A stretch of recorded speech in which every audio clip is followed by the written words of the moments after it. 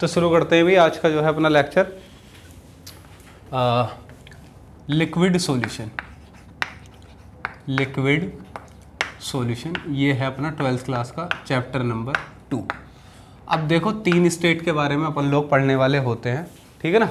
3 state के बारे में, पहली स्टेट अपन लोगों ने पढ़ी गैसियस स्टेट 11th क्लास में, फिर अपन लोगों ने पढ़ी सॉलिड स्टेट। अभी अब हम पढ़ रहे हैं सॉल्यूशन, ठीक है। सॉल्यूशन स्टेट के बारे में, लिक्विड स्टेट अपन लोग पढ़ने वाले हैं।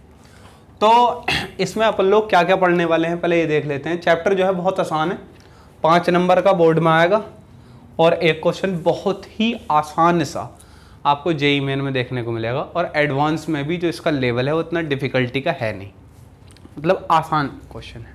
चैप्टर इंटरेस्टिंग भी है थोड़ा सा। फिजिकल केमिस्ट्री का चैप्टर है, मोस्टली इसमें न्यूमेरिकल ही मिलेंगे, आपको न्यूमेरिकल ही करने हैं, पर चैप्टर ठीक ठाक है, इंटरेस्टिंग है। सॉलिड स्टेट से ज़्यादा आसान है क्योंकि सॉलिड स्टेट में हमें करना पड़ता था इमेजिन, तो सॉलिड स्टेट से चैप्टर जो है आसान है, उसमें इमेजिनेशन ज़्यादा थी। इसमें सीधा आप फॉर्मूला लगाएंगे, आंसर लाएंगे, कुछ ही कंसेप्ट, ज़्यादा नहीं। कैसे कैसे इस चैप्टर को अपन लोग पढ़ने वाले हैं। सबसे पहले अपन लोग डील करेंगे कंसंट्रेशन टर्म्स इसमें, अगेन जो हमने पिछले साल मोल कंसेप्ट में पढ़ी। कंसंट्रेशन टर्म्स, कंसंट्रेशन टर्म्स में अपन लोग पढ़ने वाले हैं मोलैलिटी, बहुत ज़्यादा इंपॉर्टेंट है।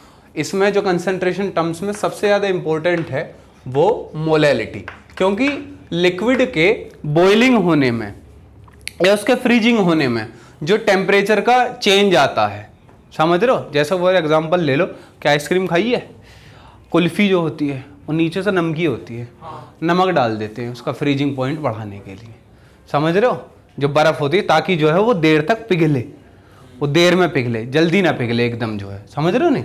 इस वजह से जो है अपन लोग उसमें क्या करते हैं, एक सोल्यूट ऐड कर देते हैं किसी उसमें सॉल्वेंट में, ताकि जो है उसका या तो बॉइलिंग पॉइंट बढ़ जाए या फिर उसका फ्रीजिंग पॉइंट घट जाए, समझ रहे हो।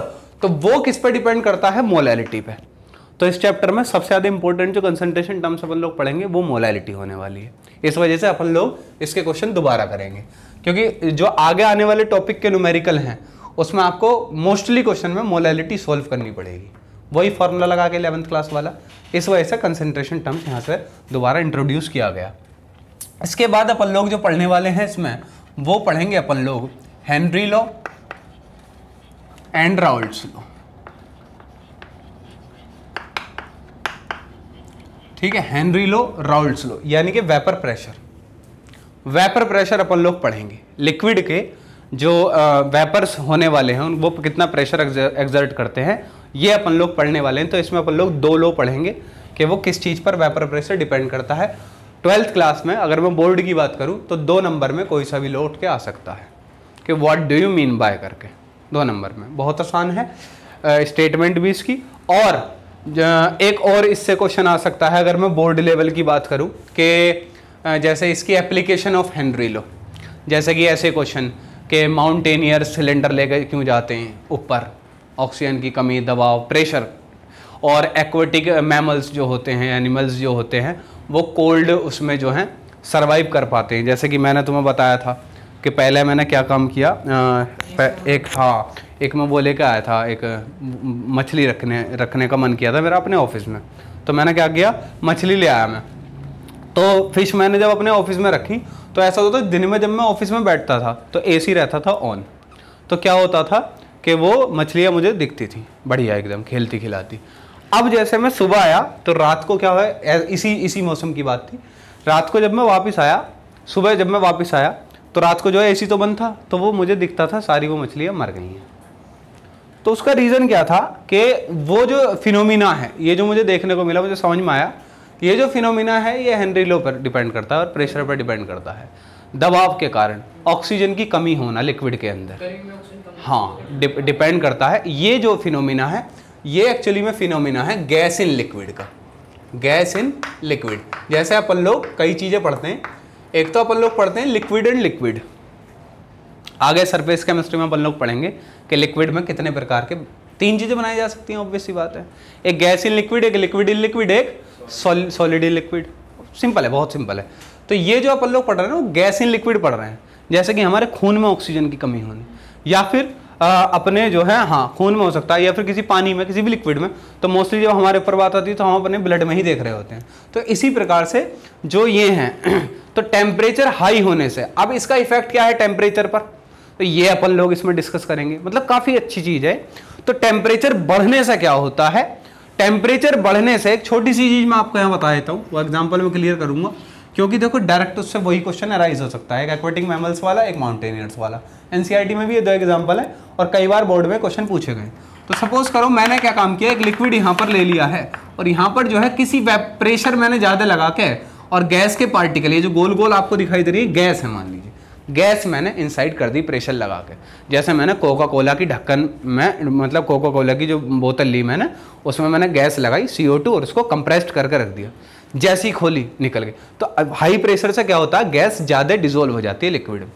टेम्परेचर जब आप हाई करेंगे तो गैस पार्टिकल्स में मूवमेंट बढ़ेगा, तो गैस पार्टिकल निकल के चले जाएंगे। अब ये आप लगा लीजिए, ये तो है फिश का खून और ये है उसके अंदर की ऑक्सीजन।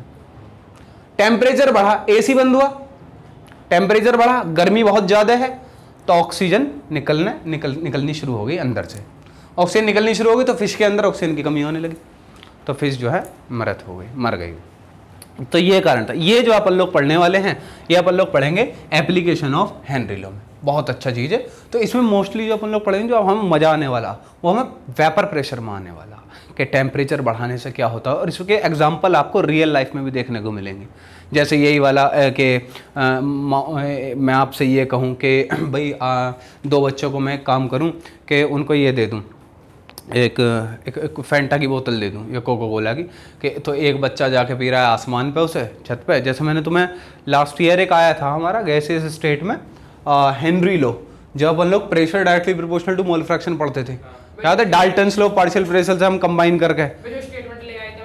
हाँ एनसीईआरटी की स्टेटमेंट थी, जब मैंने कहा था इसे हम लोग नेक्स्ट ईयर पढ़ने वाले हैं 12th क्लास में, तो अब वो है। तो इसमें क्या है कि मान लो मैं 2 बच्चों को मैंने बोतल दी और उनसे कहा कि एक बच्चे से कहा कि भाई तुम तो जाओ आसमान की छत पे, मतलब बिल्कुल पहाड़ पे चले जाओ, वहाँ जाके इसे ढक्कन को ओपन करो। और एक बच्चे से मैंने कहा कि तुम जो है नीचे जाओ सबसे समुद्र की गहराई में, वहाँ जाके इस ढक्कन को। तो क्वेश्चन ये था कि बुलबुले कहाँ ज़्यादा उठेंगे। तो ये सब चीज़ें अपन लोग जो है डील करने वाले हैं कि टेम्परेचर डिपेंडेंट और प्रेशर से लिक्विड की सॉल्युबिलिटी बढ़ेगी नहीं बढ़ेगी। अब मुद्दा है सॉल्युबिलिटी का। तो इस चैप्टर में जो ये दोनों लॉ हमको बताने वाले हैं वो बेसिकली अपन लोग चर्चा करने वाले हैं सॉल्युबिलिटी की, वेदर वो गैस इन लिक्विड हो, मोस्टली यही पढ़ेंगे, या लिक्विड इन लिक्विड हो या फिर वो सॉलिड इन लिक्विड हो।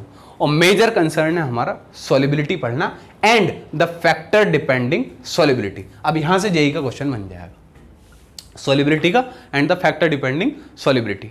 अब एजिटेशन है, समझ रहे हो, चम्मच घुमाने से चीनी जल्दी घुल जाती है, एजिटेशन। तो क्या होता होगा उसमें, एजिटेशन में क्या होता होगा, पार्टिकल का मूवमेंट बढ़ा, पार्टिकल का मूवमेंट बढ़ गया, मूवमेंट बढ़ गया तो कोलिजन ज्यादा होने लगा, कोलिजन ज्यादा हुआ तो इफेक्टिव कोलिजन ज्यादा हुआ, इफेक्टिव कोलिजन ज्यादा हुआ प्रोडक्ट ज्यादा बने। नहीं समझे, प्रोडक्ट ज्यादा बनेंगे तो वो चीनी घुल गई आपकी, खत्म।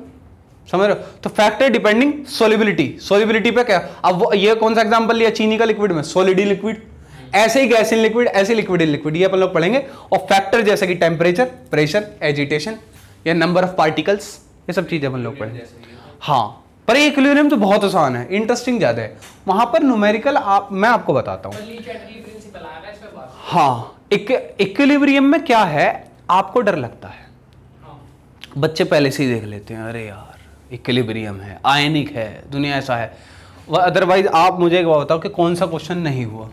अब जब तुम 6 महीने बाद बुक उठाओगे, अब तुम 11th के पेपर दे रहे हो, तो इक्विलिब्रियम के तुमसे क्वेश्चन नहीं हो रहे, वो नहीं होंगे, या तो उसका रिवीजन बहुत बेहतरीन तरीके से करो थोड़ा सा। हाँ, टिपिकल चैप्टर है क्योंकि वो चीज़ें बहुत सारी हैं उसमें, अलग अलग चीज़ें हैं। केमिकल का अपना देखने का नज़रिया अलग है, आयनिक इक्विलिब्रियम का देखने का नज़रिया अलग है, तो इस वजह से थोड़ी सी उसमें है। पर लेकिन ये तो बहुत बहुत मज़ा आएगा आपको इसमें, ऐसा 5 नंबर ही होते यार। और इसका क्वेश्चन आपका गलत नहीं होगा, जेईई मेन में भी, जेईई एडवांस में भी, ना ही सॉलिड स्टेट में आपको होने वाला है। तो कुछ चैप्टर ऐसे हैं, हाँ इक्विलिब्रियम का क्वेश्चन आप गलत कर सकते हैं अगर आपकी तैयारी कम है, लेकिन ये आसानी से जाएगा। ठीक है, तो यहाँ पर लोग पढ़ेंगे सॉल्युबिलिटी और फैक्टर ऑफ सॉल्युबिलिटी। एक लेक्चर, 1 से 2 लेक्चर इस पर जाएगा और बहुत मजा आएगा इसमें। इसके बाद अपन लोग पढ़ेंगे सीधा अपन लोग जंप कर जाएंगे कॉलिगेटिव प्रॉपर्टी पे। Colligative property. कोलिगेटिव प्रॉपर्टी बेटा 4 प्रकार की होती हैं, 4 प्रकार की जो होती हैं। तो यहां से हमने इंट्रोड्यूस किया वेपर प्रेशर, ठीक है। हेनरी लॉ, राउल्ट्स लॉ से हम इंट्रोड्यूस करेंगे वेपर प्रेशर को, फिर हम इसे आगे बढ़ाएंगे कोलिगेटिव प्रॉपर्टी में। तो एक्चुअली कोलिगेटिव प्रॉपर्टी होती क्या है? कोलिगेटिव प्रॉपर्टी होती है कि वैसी प्रॉपर्टी जो नंबर ऑफ पार्टिकल्स पे डिपेंड करती है। पार्टिकल्स, जैसे कि आप 1 चम्मच चीनी डालें जल्दी घुल जाएगी, आप 5 चम्मच चीनी डाल दें तो पता चला चीनी रह गई, पानी एब्जॉर्ब हो गया। नहीं समझ रहे हैं मेरी बात, है ना। तो कुछ चीज़ें ऐसी होंगी, जैसे कि आप ये कहें कि कोलिगेटिव प्रॉपर्टी, जैसे मैं free elevation in boiling point का एग्जांपल ले लेता हूँ। तो सोलिबिलिटी एक वर्ड होता है, सोलिबिलिटी जानते क्या होता है? सोलिबिलिटी भी एक प्रकार की कंसंट्रेशन होती है। जैसे 100 ग्राम पानी में केवल 36 ग्राम नमक आप घोल सकते हैं, इससे ज़्यादा नहीं घुलेगा। हाँ सोलिबिलिटी वहाँ जो, तो वो जो पढ़ा सोलिबिलिटी प्रोडक्ट वही है, ये सोलिबिलिटी आ गया आपका। अब सोलिबिलिटी को थोड़ा समझा जाएगा, जबकि पहले होना चाहिए था। तो हालांकि 9th क्लास में पढ़ा दिया जाता है, 9th क्लास में सोलिबिलिटी फैक्टर पढ़ा दिया जाता है कि कितना कितने में घुलता है। जब हम ये पढ़ लेते हैं कि सैचुरेटेड सॉल्यूशन होगी या अनसैचुरेटेड सॉल्यूशन होगी या सुपर सैचुरेटेड सॉल्यूशन होगी, 9th क्लास में है टर्म्स। अब जो बेहतर इसको एक्सप्लेन करें तो ये तब जो है क्लियर में आया, अभी दोबारा आ गया। तो ये पहले से ही क्लियर होता है कि सोलिबिलिटी जो है, तो है ना, बिल्कुल ये है कि आप जितना पानी में जब आप नमक मिलाएंगे तो केवल आप 100 ग्राम पानी में, 100 ml पानी में 36 ग्राम बना सकते हैं नमक आप घोल सकते हैं। अगर आप उससे ज़्यादा घोल देंगे तो फिर आप क्या करें? सपोज करिए आपने क्या काम किया, हाँ बिल्कुल आप हीट कर लें। फिर आप इसमें कंफ्यूज ना हो कि सर टेम्परेचर बढ़ाने से सोलिबिलिटी घटती है, वो गैस इन लिक्विड की घटती है। सॉलिड इन लिक्विड की सोलिबिलिटी टेम्परेचर बढ़ाने से बढ़ेगी।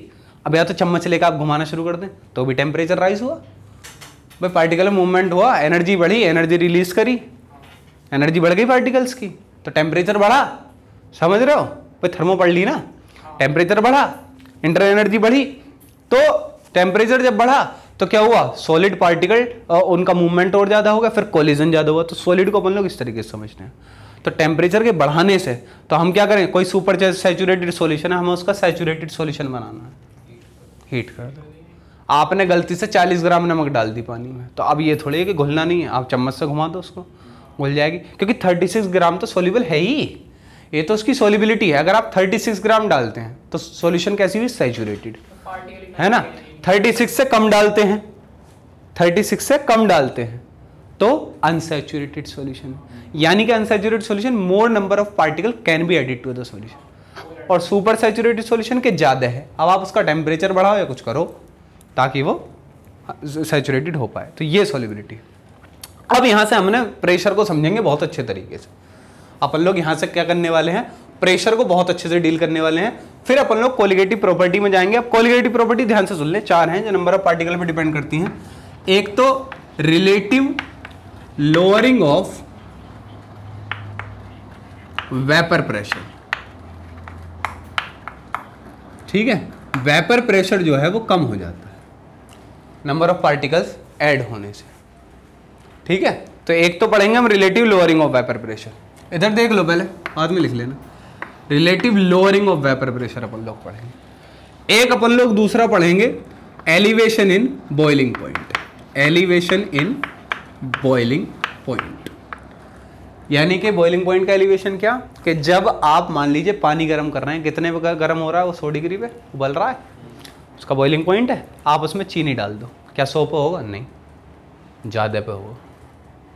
अब वो ज़्यादा पे होगा तो number of solute, number of particle solute के ऐड करने से क्या होता है? बॉइलिंग पॉइंट में एलिवेशन आ जाता है।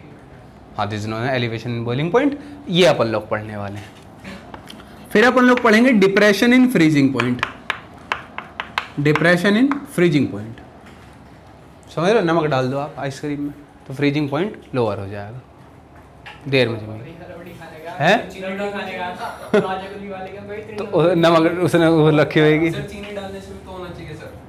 सर फ्रीजिंग पॉइंट कम होना चाहिए सर, चीनी डाल लो और मीठा बन जाएगा। तो डिपेंड करता है कि क्या चीज़ हम डाल सकते हैं, और डिपेंड करता है फिर नंबर ऑफ पार्टिकल्स पे, कुछ भी डाल सकते हैं, सॉल्यूट कोई सा भी डलेगा। तो ऐसा नहीं है फ्रीजिंग में डिप्रेशन आएगा। अब ज़्यादा किससे आ रहा है, ज़्यादा किससे आ रहा है वो मोलैलिटी पर डिपेंड करेगा, और वो किस पर डिपेंड करेगा, मॉलिक्यूलर मास पे। मॉलिक्यूलर मास के इन्वर्सली प्रोपोर्शनल होगा। अभी देखो मैं आपको बताऊंगा, जैसे हाँ चीनी का मॉलिक्यूलर मास ज़्यादा है तो उससे फ्रीजिंग पॉइंट कम आने वाला है। तो ये अभी मैं फॉर्मूला डराइव करूँगा आगे। हाँ तो मॉलिक्यूलर मास से अपन लोग समझ सकते हैं। तो डिपेंड करता है कि अलग अलग उससे किससे ज़्यादा फ्रीजिंग पॉइंट में आ रहा है। अब जो है इसके बाद एक और चीज़ अपन लोग पढ़ेंगे, ऑस्मोटिक प्रेशर। ऑस्मोटिक प्रेशर, अब ऑस्मोटिक प्रेशर में अपन लोग क्या पढ़ने वाले हैं, आरओ पढ़ने वाले हैं। आरओ का मैकेनिज्म अपन लोग पढ़ेंगे, एक्वागार्ड, एक्वाफिने जो भी हैं, हाँ रिवर्स ऑस्मोसिस, ऑस्मोसिस पढ़ेंगे इसमें, ठीक है।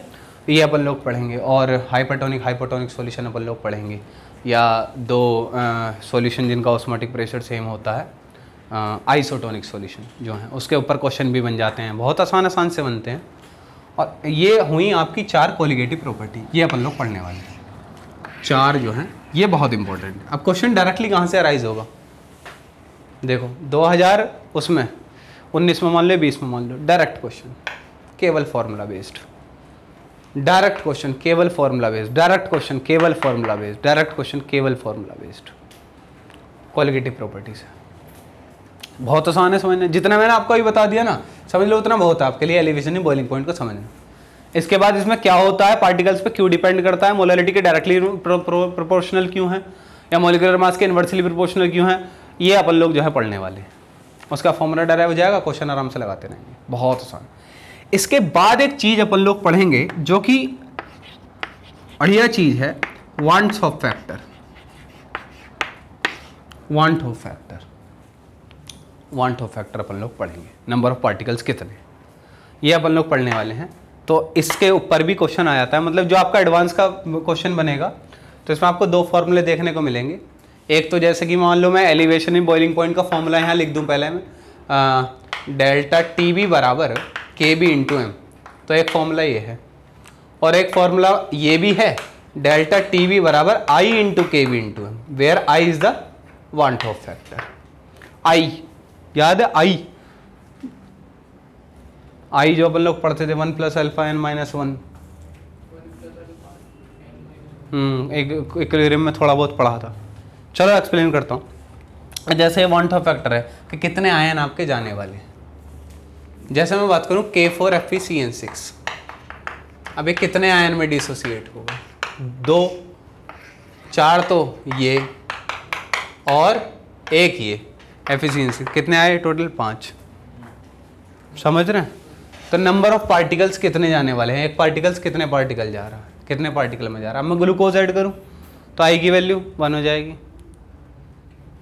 आई की वैल्यू कितनी हो जाएगी, 1, नहीं समझे। ग्लूकोज एक मोनोसैकेराइड है एक्चुअली, अच्छा हम बायोमोलिक्यूल से भी पढ़ेंगे 12th में। ग्लूकोज एक मोनोसैकेराइड है जो कि फर्दर डिसोसिएट नहीं होता, जबकि सुक्रोज एक डायसैकेराइड है जो 2 मॉलिक्यूल देता है, ग्लूकोज एक फ्रक्टोज। तो अगर ग्लूकोज आ गया तो वांट ऑफ फैक्टर 1, आयन और देगा ही नहीं इसके अलावा, नहीं समझे। तो ये अपन लोग पढ़ेंगे। अब ये फॉर्मूला कब लगेगा कब नहीं लगेगा, न्यूमेरिकल करते करते आपको समझ में आ जाएगा कि ये मैं कब लगाऊंगा, ग्लूकोज वाले फॉर्मूले में आप इसे लगाओ इसे लगाओ, एक्चुअली में लगेगा तो यही आई वांट ऑफ फैक्टर, पर जब 1 होगा तो पता नहीं चलेगा आपको। हाँ सिंपल, ठीक है ना। तो और इसके बाद अपन लोग जो है थोड़ा सा डिसोसिएशन कांस्टेंट इसमें डील करेंगे, ठीक है ना। बाकी ये चैप्टर आपका बोर्ड लेवल पे और जेई लेवल पे सेम रहेगा, बिल्कुल सेम। तो मेरे हिसाब से चैप्टर जो है इंटरेस्टिंग है, आसान है, बहुत ही ज़्यादा है, और ये जल्दी ख़त्म हो जाएगा, ज़्यादा समय नहीं लेगा। अगर मैं इसमें लेक्चर की बात करूँ तो फॉर कंपटीशन बेसिस, तो देखो अगर मैं बोर्ड बेसिस की बात करूँ तो 4 पढ़ के चले जाओ, यहीं से नहीं याद कर लो। यहाँ से एक सवाल आएगा, इन चारों में से एक पे सवाल आ जाएगा, और इसमें से एक डेफिनेशन आ जाएगी, यहाँ से एक डेफिनेशन आ जाएगी ऑस्मोटिक प्रेशर में से किसी चीज़ की, ख़त्म। बोर्ड में 5 नंबर का आपका आ जाएगा। कंपटीशन बेसिस पे बात करूँ तो अपन लोग इसको बहुत अच्छे तरीके से पढ़ने वाले हैं। इसको यहाँ से हम ज़्यादा नहीं पढ़ेंगे, न्यूमेरिकल करने वाले हैं मोस्टली, जैसे आपको देखने को मिलेंगे। जेईई मेन में भी आपको इसके बहुत ही ज़्यादा आसान सवाल देखने को मिलेंगे, ठीक है, डिसोसिएशन कांस्टेंट से हो रहे, थोड़े डायमराइजेशन के क्वेश्चन थोड़े अच्छे हो जाते हैं बस, ठीक है। बाकी लेवल जो है इतना आसान रहता है। यहाँ थोड़ा सा अपन लोगों को समझना पड़ेगा, मतलब थोड़ा सा समझेंगे हम सॉलिबिलिटी को इस चैप्टर में, जो हमारे आगे बहुत काम आएगी और हम चीज़ें समझ पाएंगे कि टेम्परेचर, प्रेशर और मोल फ्रैक्शन कह सकते हैं आप, नंबर ऑफ पार्टिकल बढ़ाने या घटाने से क्या क्या हो सकता है, एक्चुअल में आप फील कर पाएंगे इसको, ठीक है। तो चैप्टर आसान है, दोनों में आपके इस चैप्टर में मार्क्स सिक्योर हैं अगर आप इसको थोड़ा सा सही से वो उतना समझ लेते हैं जितना आप क्लास में आप समझ सकते हैं। बस घर जाकर भी आपको बस क्वेश्चन की प्रैक्टिस ही करनी है और इतना 3 ना मानने, इसमें आसान चैप्टर है, ठीक है भाई। तो अपन लोग जो है शुरू करेंगे, हालांकि एक बार आप पढ़ चुके हैं, फिर भी एक बार अपन लोग कंसंट्रेशन टर्म्स को जो है दोबारा से डील करेंगे। तो आज अपन लोग पढ़ेंगे कंसंट्रेशन टर्म्स। हाँ, उसमें बिल्कुल सेम 11th वाला दिया हुआ है, हाँ उसमें है। तो हालांकि हम भी थोड़ा बहुत डिस्कस करेंगे, पर मैं आपको बस ये बता रहा हूँ कि मोलैलिटी डिपेंड करने वाली, मोलैरिटी डिपेंड नहीं करती elevation in boiling point, freezing, depression में मोलैरिटी नहीं करेगी। अब मोलैरिटी क्यों करेगी मैं आपको तभी बता दूँ, ज़्यादा अच्छा है ना। मोलैरिटी हाँ मास से रिलेटेड होती है। और एक और चीज़ है, मोलैलिटी में आप पर मास जो होता है ना वो सॉल्वेंट पे होता है, और वहाँ क्या सॉल्यूशन, तो जब आप सॉल्यूट डाल रहे हो तो सॉल्यूशन का भी तो वॉल्यूम बढ़ रहा है, तो इसलिए मोलैरिटी लेना ठीक नहीं, ठीक है। और मोलैरिटी टेम्परेचर डिपेंडेंट है क्योंकि वहाँ वॉल्यूम आ जाता है फिर से, ठीक है। इस वजह से अभी आप क्या कर रहे हैं, क्या आप पानी का वजन बढ़ा रहे हैं? नहीं, आप चीनी डाल रहे हैं उसमें, तो आप फिक्स रख रहे हैं ना पानी का, आप सॉल्वेंट का मास फिक्स रख रहे हैं कि सर इसको नहीं बढ़ा रहा हूँ, और फिक्स अमाउंट ऑफ सॉल्वेंट में आप क्या कर रहे हैं, सॉल्यूट डाल रहे हैं। तो क्या क्या आया, मोलैलिटी आई, और कोई टर्म्स ऐसी है नहीं समझे। तो मोलैलिटी ही इस चीज को ज्यादा सूट कर पाती है। तो प्रैक्टिकली अपन लोग इसको समझ लेंगे कि ऐसा क्यों है, और जब इस चीज को अपन लोग पढ़ने वाले, तो इसमें कंसंट्रेशन टर्म्स में जो अपन लोग फिर से एक बार डिस्कस करेंगे, मोलैलिटी अपन लोग पढ़ेंगे, मोलैरिटी अपन लोग पढ़ने वाले हैं, नॉर्मेलिटी भी थोड़ी बहुत डिस्कस कर लेंगे, ठीक है। क्योंकि यहां से जनरल क्वेश्चन एक यहां से क्वेश्चन बनना जायज है, सॉल्यूशन चैप्टर में कंसंट्रेशन टर्म्स से एक सवाल बनना जायज है, तो क्वेश्चन कहीं से ही बन सकता है वो। और अपन लोग इसमें पढ़ने वाले हैं मोल फ्रैक्शन, ये 4 चीज़ें अपन लोग जो है डिस्कस करेंगे, बिल्कुल वही मोल कंसेप्ट वाला। मोल कंसेप्ट में हालांकि ज़्यादा था, अपन लोगों ने बहुत ज़्यादा पढ़ा था इसको यहाँ पे इतना ज़्यादा नहीं पढ़ा जाएगा, तो इसलिए मोलैलिटी की बात करता हूँ। तो देखो भैया, मोलैलिटी क्या है,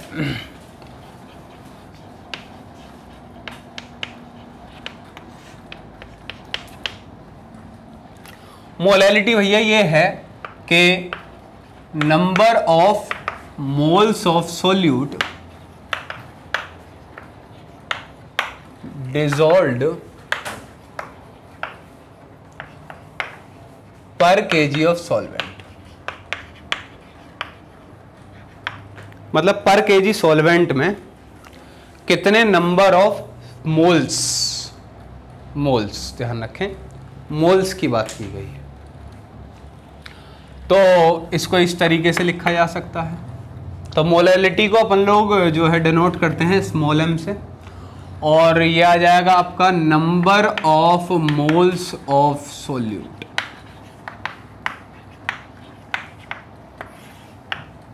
और mass of solvent in KG. थोड़ा सा इसको थोड़ा सा और भी समझा जाए तो मैं आपसे केवल ये पूछ लूँ कि वे फॉर्मूला हम ऐसे लिख पा रहे हैं, थोड़ा सा बड़ी आसान सी बात है फिर भी, कि मैंने कहा इसकी डेफिनेशन के according number of moles of solute dissolved पर केजी सॉल्वेंट, यानी कि 1 किलो सॉल्वेंट कितने मोल्स, तो यही तो है। देखो बात छोटी है पर ये क्वेश्चन में हिट करेगी, जब क्वेश्चन में हम कुछ चीज़ एक्सपेक्ट नहीं कर पाएंगे तब आपको हिट कर जाएगी। ध्यान सुनो, हम बात कर रहे हैं कि 1 किलो सॉल्वेंट में कितने मोल्स हैं। सपोज करो 1 किलो सॉल्वेंट में 4 मोल्स हैं, मोलैलिटी कितनी आई, सिंपल। अब मैं कहूँ 2 किलो मोल्स में 4 मोल्स हैं, 2 किलो सॉल्वेंट में 4 मोल्स हैं, 2 आ गई। अब मैं कहता हूँ कि 10 मोल्स हैं 5 किलो सॉल्वेंट में, 2 आ गई। तो बेसिकली आप क्या कर रहे हैं, क्या आप 10/5 कर रहे हैं, क्या आप 4/2 करते हैं, क्या आप 4/1 करते हैं? Basically simple. तो ये फॉर्मूला जनरेट हो गया। क्या कर रहे हैं आप, number of moles of solute कहाँ रख रहे हैं, डिनोमिनेटर में, और mass of solvent in KG आप क्या कर रहे हैं। तो उससे क्या निकल के आ रहा है, मोलैलिटी, जो हमने डिफाइन की है, ऐसी डिफाइन की गई। नहीं समझे? अच्छा, यूनिट क्या आई मेरे सामने इसकी भाई, ऊपर क्या रखने हैं आपको, मोल्स, मोल पर केजी। ठीक है, हाँ, मोल पर केजी, मोल्स पर केजी, ठीक है भाई। लगाओ ऐसे लगाओ, चलो, मोल पर केजी, मोल केजी इनवर्स, ये आ जाएगा, इसका यूनिट आ जाएगी। अब एक इस पे लेते हैं सिंपल क्वेश्चन। बिल्कुल सिंपल क्वेश्चन क्या है कि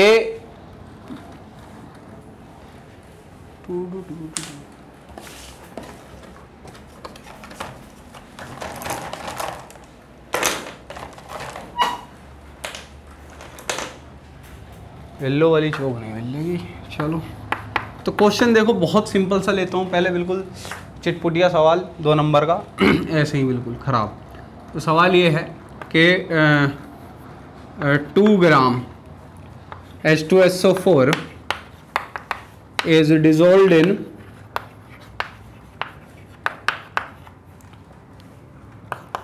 100 ग्राम वाटर। Calculate molality. तो सिंपल है भाई, बहुत सिंपल है। क्या करेंगे, 2/98 मोल्स आ गए। पहले तो सोल्यूट क्या है, 2 ग्राम H2SO4, सॉल्वेंट क्या है, 100 ग्राम पानी। तो सॉल्यूशन का वॉल्यूम है 100 ग्राम मास, या सॉल्वेंट का है, सॉल्वेंट का है, सिंपल आराम से। तो हम क्या करेंगे, मोल्स ऑफ सॉल्यूट निकाले, क्या, मास बाय मोलिकुलर मास, और नीचे कर दिया weight of solvent in KG, खत्म। क्या आपका आंसर आ गया? नहीं समझे? बताओ, यहीं पर रख दो, ठीक है। तो ये रहा, बहुत ज़्यादा, ये बहुत ज़्यादा भाई ऐसा सवाल था कि बस शर्म आएगी इसे देख के। अब क्या है, थोड़ा सा ठीक ठाक से सवाल लेते हैं। तो मैं अब इसमें आपको इसलिए कंफ्यूज नहीं कर रहा हूँ, ऐसा सवाल में कंफ्यूजन में आपको नहीं दे रहा हूँ, जिसमें आप केवल ये बताएं कि सर इसमें नहीं, हमको ये ध्यान रखना है कि वॉल्यूम जो है अलग है। इस बार सीधा मैंने मास ऑफ सॉल्वेंट दे दिया, आपका मैं आपको वॉल्यूम दे दूँ तो फिर आपको घटाना पड़े, सिंपल। एक क्वेश्चन और लेता हूँ, समय बर्बाद कम करेंगे।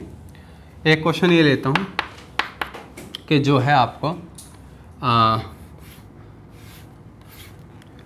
ऐसा दे दिया जाए, ए सॉल्यूशन ऑफ, या फिर इस तरीके से हो, ए 5 मोलल सॉल्यूशन हैविंग डेंसिटी 2 ग्राम पर ml, ठीक है। कैलकुलेट द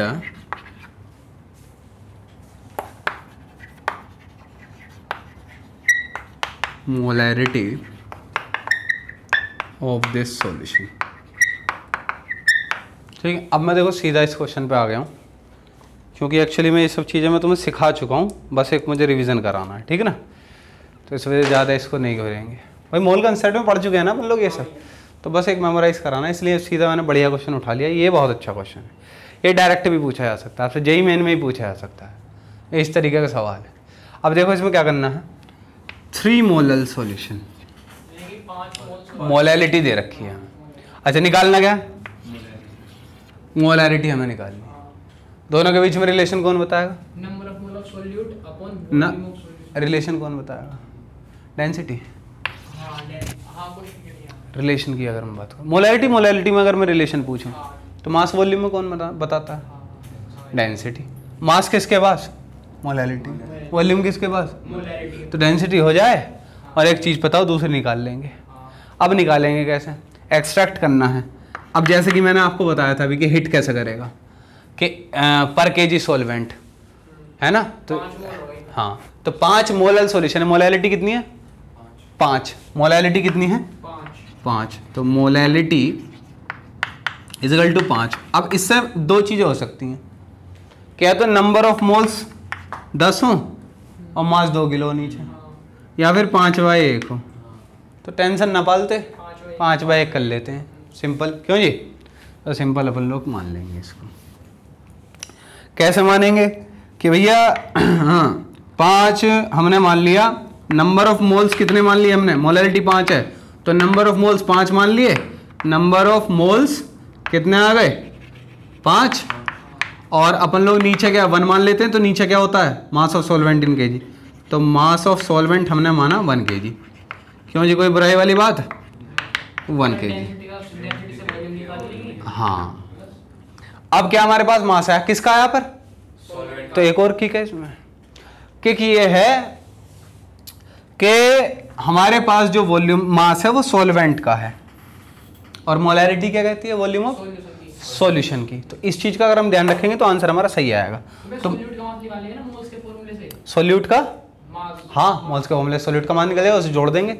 अब नहीं, ऐसा नहीं करना, ये इस सॉल्यूशन की डेंसिटी हमको दे रखी है, तो अपन लोग क्या करें, पहले मास निकालें, उसे जोड़ के टोटल मास रखें, या फिर पहले इस मास से इस डेंसिटी से इसका वॉल्यूम निकाल लें। पहले मास निकालेंगे फिर उसका solution। पहले इसका मास निकालेंगे। हाँ, फिर डेंसिटी यूज करेंगे। ओहो, तो इस क्वेश्चन में एक चीज मैंने कम दी है तुम्हें, फॉर्मूला नहीं दिया मॉलिक्यूलर मास, कैसे निकालोगे?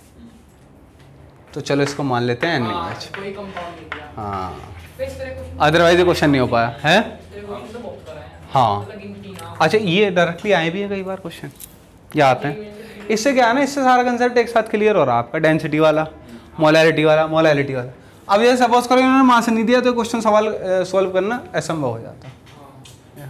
अब मैं भूल गया था हालांकि देना, पर एक और चीज़ अच्छी निकल के आई कि देखो अगर ये चीज़ हमें ज़रूरत किस चीज़ की पढ़ने वाली है, तो हमें मॉलिक्यूलर मास चाहिएगा। हाँ, मॉलिक्यूलर मास क्यों चाहिए? क्योंकि हमारे पास मास ऑफ सॉल्वेंट है।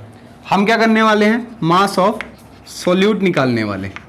मास ऑफ सोल्यूट कितना है मेरे पास, 40, NaOH है 5 मोल है, तो 5 इंटू 1 मोल का मास 40, कितना आया 200 ग्राम। 1200 ग्राम की हो गई। ठीक है। अच्छा, मास ऑफ सॉल्यूशन निकालना है तो क्या सोल्यूट सॉल्वेंट को ऐड कर दूं, मास ऑफ सॉल्यूशन कितना आया 200 ग्राम प्लस 1 किलो की सॉल्वेंट था तो 1000 ग्राम, कितना आ गया 1.2 kg आया, 1.2 kg आया। उसको रब कर देता हूँ।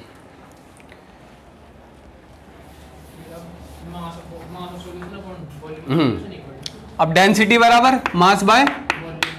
डेंसिटी किसके, सॉल्यूशन की, मास किसका रखने वाले हैं, सॉल्यूशन का, वॉल्यूम किसका आएगा, बहुत बढ़िया। तो डेंसिटी हमने रखी 2 ग्राम पर ml। अब देखो ग्राम से ग्राम बनना चाहिए, वॉल्यूम किसमें आएगा, ml में। तो मास कितना है 1200 ग्राम वॉल्यूम। अब देखो ग्राम से ग्राम मर जाएगा, आंसर किस में आएगा हमारा, वॉल्यूम ml में, लेकिन हमें लीटर में रखना होता है, ध्यान रखना। 0.6 मीटर। तो वॉल्यूम कितना आ गया 600 ml।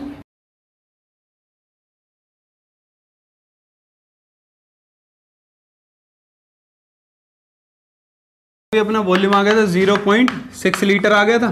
ठीक है, अब निकालना क्या था अपन लोगों को, मोलैरिटी। तो नंबर ऑफ मोल्स कैसे रहेंगे, सेम रहेंगे, नंबर ऑफ मोल्स थोड़ी बदलेंगे, तो कितना आ जाएगा 5 ऊपर और नीचे 0.6। सिंपल, ये अपना जो है आंसर आ जाएगा। ठीक है, खत्म। अच्छा, अब जो है चलते हैं नेक्स्ट तरफ, जो अपन लोग पढ़ने वाले हैं मोल फ्रैक्शन। अब मोल फ्रैक्शन जरूरी इसलिए है, मोल फ्रैक्शन, मोल फ्रैक्शन। अब देखो ये दूसरी कंसंट्रेशन टर्म्स है। अब ये जरूरी इसलिए है क्योंकि वेपर प्रेशर में केवल इसी का रोल है। अपन लोगों को मोल फ्रैक्शन निकालना पड़ेगा, हालांकि ये बहुत ही आसान है समझने के लिए, बहुत आसान है मोल फ्रैक्शन। ठीक है, मोल फ्रैक्शन में कुछ भी नहीं है, केवल जैसा इसका नाम है वैसे ही हमको जो है समझ में आता है।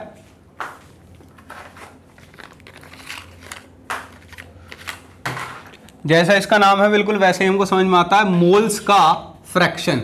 अब जिस चीज का हमको फ्रैक्शन निकालना है टोटल से डिवाइड कर दीजिए, तो फॉर्मूला क्या बनेगा कि जिसका आपको निकालना है, जिसका मोल फ्रैक्शन हमें निकालना है, उसके मोल्स तो हम रखेंगे न्यूमरेटर में, और टोटल मोल्स जो हैं किसके, total moles present in the solution, present in solution.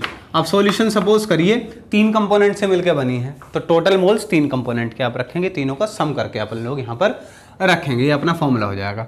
Suppose करिए फॉर एग्जांपल मैं लेता हूँ कि ये जो सॉल्यूशन अपनी बनी है वो 3 कंपोनेंट से मिलकर बनी है ABC से।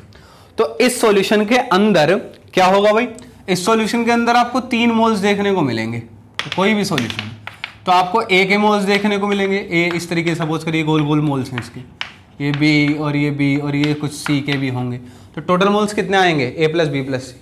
तो मैं डिनोट करता हूँ नंबर ऑफ मोल्स A को Na से, नंबर ऑफ मोल्स B को Nb से और number of moles of C को Nc से। कैसे भी आ सकते हैं, तो डिपेंड करेगा उनके मास पे और मॉलिक्यूलर मास पे कितने मोल्स आने वाले हैं।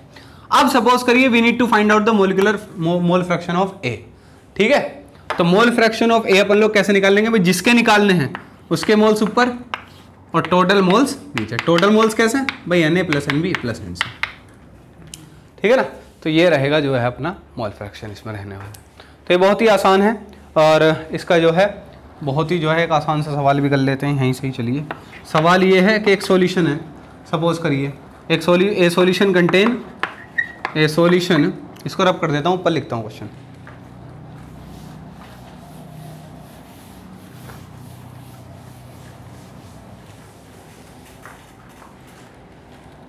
क्वेश्चन क्या है, ये है ए सॉल्यूशन कंटेन 20% इथेनॉल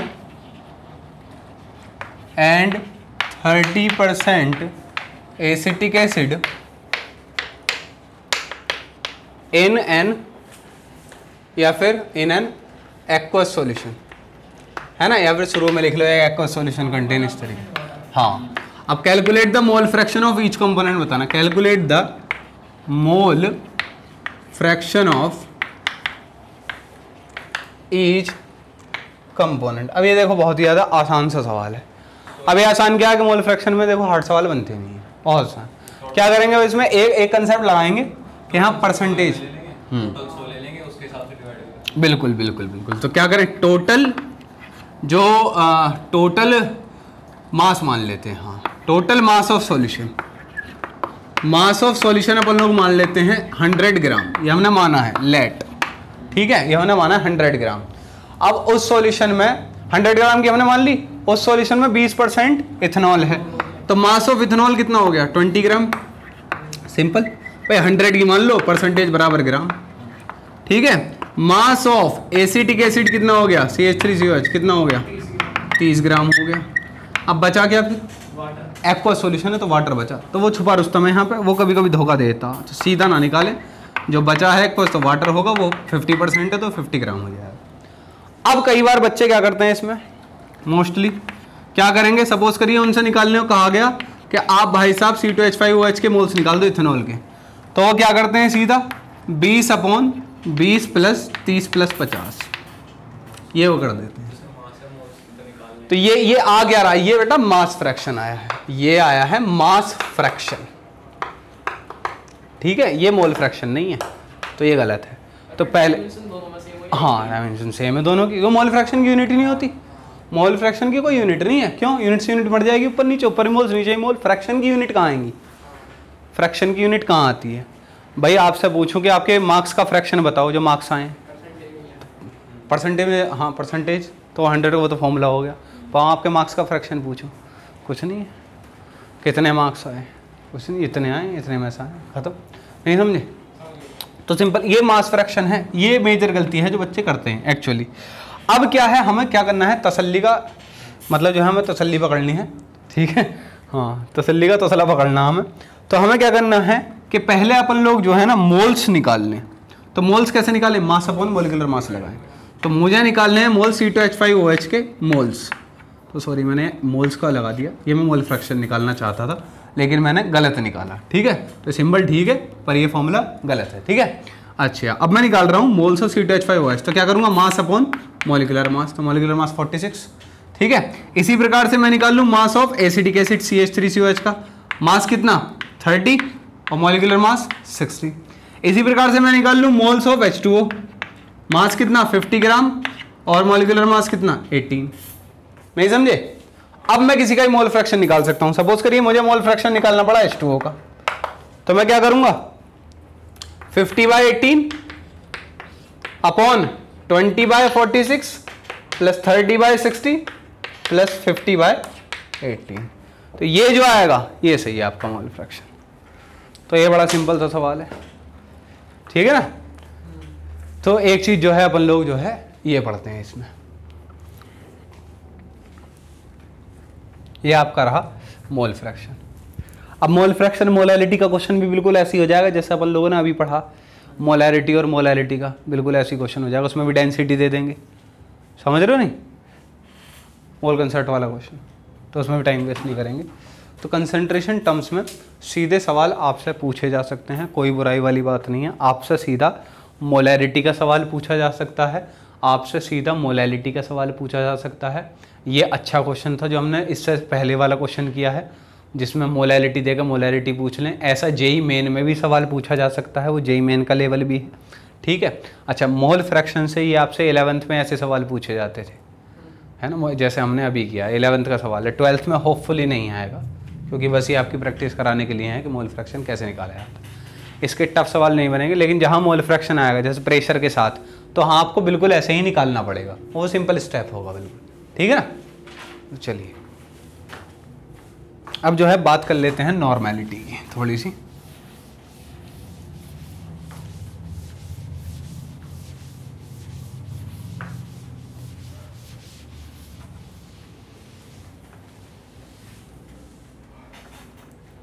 अब देखो यार, कंसंट्रेशन टर्म्स में अपन लोग पढ़ रहे हैं नॉर्मेलिटी। अब नॉर्मेलिटी क्या है, इसको डिनोट किया जाता है कैपिटल एन से। ये भी एक तरीके की कंसंट्रेशन है जिसमें अपन लोग मोलैरिटी की जगह क्या कर देते हैं, सिंपल मोलैरिटी जैसा फॉर्मूला है लेकिन उसमें मोल्स लेते थे, अब तक अपन लोग मोल्स लेते थे। हाँ, अब अपन लोग लेंगे ग्राम इक्विवेलेंट, ठीक है। तो पहले अपन लोग लेते थे मोल्स, अब अपन लेंगे number of gram equivalent, gram equivalent. और क्या करेंगे, वॉल्यूम ऑफ सॉल्यूशन से डिवाइड कर देंगे। फॉर्मूला इसका बिल्कुल ऐसा ही, वॉल्यूम ऑफ सॉल्यूशन, बिल्कुल जैसे पहले हमने समझा बिल्कुल ऐसे समझ सकते हैं। अब ग्राम इक्विवेलेंट क्या है, ग्राम इक्विवेलेंट डिपेंड करता है एन फैक्टर पे, ठीक है। कि एन फैक्टर क्या है उसका, एन फैक्टर मतलब चेंज इन ऑक्सीडेशन स्टेट कितना आ रहा है, कितने ग्राम इक्विवेलेंट, उसके कितने। अच्छा, ये जो चीज़ है ना ये वाली ग्राम इक्विवेलेंट, थोड़ी सी जैसे अपन लोगों ने मोल कंसर्ट में पढ़ा। तो एक इक्वेशन अगर आपको याद हो कि एक तो इक्वेशन होती है ये N1V1 बराबर N2V2, एक होती है M1V1 बराबर M2V2। क्या फ़र्क है दोनों में, देखो ये मोल्स है, यहाँ पर क्या रखा है हमने, मोल्स इक्वल रखे हैं। अच्छा, मोल्स का फॉर्मूला बताओ, मोलैरिटी का फॉर्मूला N/V। तो N क्या आ गया, MV आया। तो यहाँ पर क्या रखा है हमने, मोल्स इक्वल रखे हैं, और यहाँ पर क्या इक्वल रखा है हमने, ग्राम इक्विवेलेंट रखे हैं हमने। तो मुझे एक बात मैं आपसे पूछना चाहूँगा, जब A B के साथ रिएक्ट करता है और C बनाता है, तो क्या ऐसा जरूरी है A के मोल्स B के मोल्स के बराबर हों? ज़रूरी नहीं है। तो इस केस में M1V1 बराबर M2V2 तो नहीं लगेगा, लेकिन एक चीज़ ज़रूरी है, gram equivalent, principle of equivalence पढ़ा। हाँ, क्योंकि ये कितने के साथ रिएक्ट करेगा, ग्राम इक्विवेलेंट। वहाँ पे आयंस आप देखते हैं। तो भैया N1V1 N2V2 ये कौन सी इक्वेशन में आएगी? ये इक्वेशन नॉर्मेलिटी इक्वेशन ही कहते हैं इसको। ये तो इक्वेशन ऑफ डायल्यूशन है। इसको क्या कह सकते हैं कि अभी याद नहीं आ रहा क्या कहेंगे इसको, मतलब equation of normality, equation of gram equivalence, पता नहीं, इसको डायल्यूशन कहते हैं, इसको नहीं पता क्या इसका कुछ अलग नाम है क्या, क्वेश्चन ऑफ नॉर्मेलिटी कहते हैं या। हाँ, इसके क्वेश्चन ज़्यादा आते हैं। ये तो आसान है, ये तो जब लगेगा जब आप क्या कर रहे हैं, एक ही सॉल्यूशन से दूसरी सॉल्यूशन तैयार कर रहे हैं। सपोज करिए मैं आपसे ये कहूँ ये आधी बोतल भरी हुई है, इसमें पानी ऐड डाल दो, तो आपने क्या काम किया, वॉल्यूम बढ़ा दिया, तो मोलैरिटी घट गई, मोल्स कितने रहे, सेम। तो ऐसे क्वेश्चन बन जाएंगे कि पहले वॉल्यूम इतना था और मोलैरिटी इतनी थी, तो बाद में वॉल्यूम इतना, बताओ मोलैरिटी कितनी है। सिंपल क्वेश्चन, बहुत चिंदी सवाल। अब जो है लेकिन नॉर्मेलिटी की अगर हम बात करूँ तो यहाँ पर ये कंसेप्ट बिल्कुल जो है अलग हो जाता है। ये आप लोग पढ़ोगे अभी 3rd चैप्टर जो अपन लोग पढ़ने वाले हैं इलेक्ट्रोकेमिस्ट्री में, फैराडे लॉ में इक्विवेलेंस आप पढ़ेंगे, इक्विवेलेंट वेट आप निकालते हैं।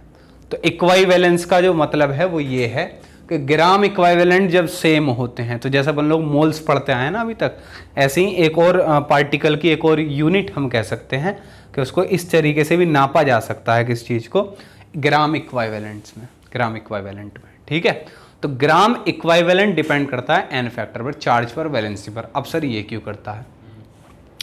सपोज करिए मैं आपसे कहता हूँ Al3+ और OH-, कितने OH- के साथ कंबाइन होगा? 3 हाइड्रोजन ये यूज करते हैं बिल्कुल। तो 3 एन अब इसका एन फैक्टर कितना है? 3 इसका एन फैक्टर कितना है? 1 हाइड्रोजन मॉलिक्यूलर मास दोनों का बराबर है। Molecular mass divided by 3, molecular mass divided by 1, gram equivalent आ गया, मतलब इक्विवेलेंट वेट आ गया। नहीं समझे आप मेरी बात? मॉलिक्यूलर मास को मैंने 3 से डिवाइड किया, क्यों? क्योंकि मैं इनको कंबाइन कराना चाहता हूं, क्योंकि ये इसके 3 एटम लेने वाला है। नहीं समझे आप?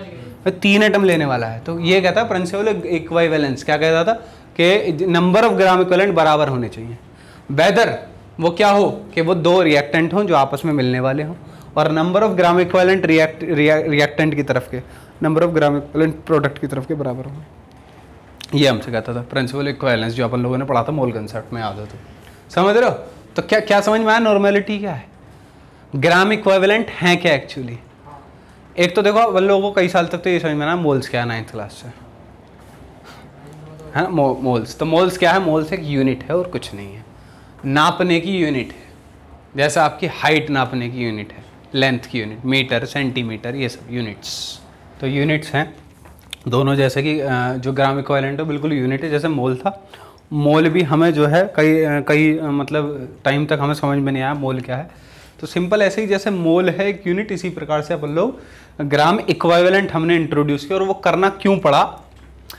इंट्रोड्यूस इसलिए करना पड़ा क्योंकि ये जो इक्वेशन है जो हमने डिस्कस किया N1V1 और N2V2, ये क्या दर्शाती है कि तभी कोई 2 मॉलिक्यूल आपस में कंबाइन करेंगे जब उनके ग्राम इक्विवेलेंट इक्वल होंगे, उतना वो कंबाइन करेंगे।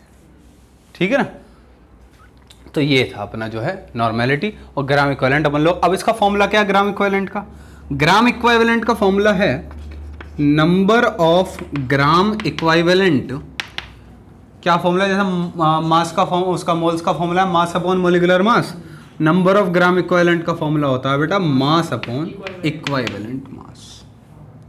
अब इक्विवेलेंट मास क्या है? इक्विवेलेंट कितने इक्विवेलेंट इसके, फिर से वही वाली है जो मैं आपको बता रहा था, Al3+ है तो इसको मैं 3 से डिवाइड करूंगा, समझे? OH है, इसके मॉलिक्यूलर मास को मैं 1 से डिवाइड करूंगा। तो ये जो उसके बाद आएगा, जैसे एल्यूमिनियम के मास को मैंने इसकी वैलेंसी से डिवाइड किया n फैक्टर से, तो ये जो आएगा वेट वो इक्विवेलेंट वेट आएगा। तो इक्विवेलेंट वेट जनरली कैसे निकाला जाता है? Molecular mass upon n factor. अब ये n फैक्टर जो है डिपेंड करता है, जैसे कि अपन लोग इस पर एक पूरा चैप्टर पढ़ के आए हैं इक्विवेलेंट वेट का, अगर याद हो तुमको, पढ़ा है पूरा, जिसमें हम लोगों ने सब तरीके के n फैक्टर सीखे हैं। जैसे कि हाँ, जैसे कि भाई एसिड है तो बेसिसिटी, बेस है तो एसिडिटी n फैक्टर है, और चार्ज है आयन है तो उसकी वैलेंसी, ठीक है ना? वैलेंसी उसकी n फैक्टर है, चार्ज जो उसके ऊपर है। अच्छा, अगर मान लो कोई रिएक्शन हो रही है तो change in oxidation state, change in oxidation state n factor. तो इसमें कई तरीके से n फैक्टर अपन लोग निकाल सकते हैं, पर ये जो क्वेश्चन अपन लोग यहाँ करने वाले हैं उसमें इतने तगड़े तरीके से आपको इक्विवेलेंट वेट निकाला, बहुत सिंपल है। तो चार्ज आएगा, एसिड आएगा, बेस आएगा, ठीक है ना? तो यहाँ पर मैं सिंपली क्या लिख लेता हूँ कि E को अगर मैं डिफाइन करूँ तो mass upon molecular mass upon n factor. तो n फैक्टर कितना आ गया? यहाँ पर आ गया ऊपर, क्यों जी? इक्विवेलेंट वेट को मैंने रिप्लेस किया molecular mass upon n factor ऊपर आ गया, ठीक है ना? तो अब ये क्या है? Number of moles. तो मैं क्या लिख सकता हूं? Number of gram equivalent is equal to number of moles into n factor. इसी प्रकार से अपन लोग क्या कैसे निकाल सकते हैं? नॉर्मेलिटी जब आपको निकालनी होती है तो मोलैरिटी में आप n फैक्टर की मल्टीप्लाई कर देते हैं, सिंपल। नहीं समझे? क्यों? मल्टीप्लाई तो है, दोनों तरफ आप वॉल्यूम से डिवाइड कर दीजिए। ये लो, क्या बन गया? ये नॉर्मेलिटी और ये मोलैरिटी। ये IIT क्वेश्चन है, वीडियो चल रही है, नाम ना ले करते हैं। हाँ तो हाँ इसमें क्या है, ये आईआईटी का क्वेश्चन है, ये आई थिंक ये 1992 या 3 का क्वेश्चन है। आपको H3PO4 की नॉर्मेलिटी पूछी गई तो मोलरिटी देके 3 नंबर का क्वेश्चन था जब ये, तो कुछ का क्वेश्चन है ये, आईआईटी क्वेश्चन है। तो उसमें क्या करना है आपको, मोलरिटी दे रखी है और H3PO4 3 उसकी एन फैक्टर आ जाएगा, बेसिसिटी नहीं आएगी 3 से मल्टीप्लाई करके, तो 0.3 शायद दे रखी थी। आईआईटी एडवांस का क्वेश्चन था मतलब उस टाइम जो होता था। हाँ H3PO3 की 2 हो जाएगी, तो सिंपल है ना। तो यहाँ से ये फॉर्मूला ही बन सकता है, तो एन फैक्टर से आप मल्टीप्लाई कर दें। तो बेसिकली अपन लोगों ने देखा तो नंबर ऑफ ग्राम इक्विवेलेंट हम बहुत आसानी से निकाल सकते हैं। जैसे कि वही क्वेश्चन अगर मोलैरिटी वाला, जिसमें आपको मान लीजिए 2 ग्राम H2SO4 दे दिया जाए, 2 ग्राम H2SO4 दे दिया जाए और क्वेश्चन इस तरीके से बना दिया जाए कि 2 gram H2SO4 is dissolved in water to make a solution of 100 ml calculate normality. तो क्या करेंगे, अब का देखो क्या है, to make a solution of 100 ml, यानी कि वॉल्यूम ऑफ सॉल्यूशन गिवन है कि बाद में इतना बना सॉल्यूट ऐड होने के बाद। अब मुद्दा क्या है कि 2 ग्राम H2SO4 मोल्स कैसे निकलेंगे 2/98, लेकिन इक्विवेलेंट कैसे निकलेंगे 2/49, 98/2, 2 क्या है बेसिसिटी, एन फैक्टर बेसिसिटी, ठीक है 2/49, 98/2, ठीक है। और ये आ गया आपके ग्राम इक्विवेलेंट। तो बस बाय 100/1000 कर दीजिए इसमें नीचे, वॉल्यूम आ जाएगा, इसकी नॉर्मेलिटी आ जाएगी। तो ये अपन लोगों ने पढ़ा कंसंट्रेशन टर्म्स, आज अपन लोगों ने पढ़ी। अब जो है एक्चुअल में जो ये चैप्टर शुरू होगा लिक्विड सॉल्यूशन, ये शुरू होगा आपका नेक्स्ट लेक्चर से, जो ये लेक्चर शुरू होगा।